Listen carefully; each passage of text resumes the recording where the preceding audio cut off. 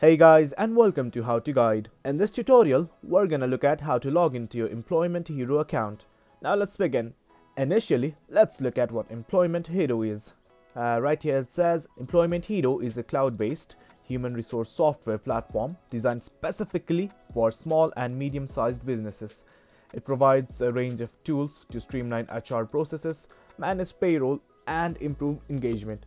Well, that's the basic of it. So now let's try to log in.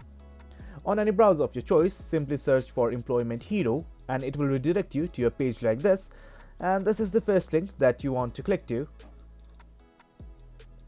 And right here is the home page of Employment Hero, and since we want to log in, let's only focus on the login section right now.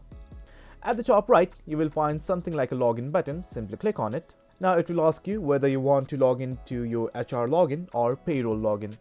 Right now I want to log into my payroll, so I'm going to click on this button right here. Now simply enter your email address and now enter your password. And if everything is okay, you can simply log in right now.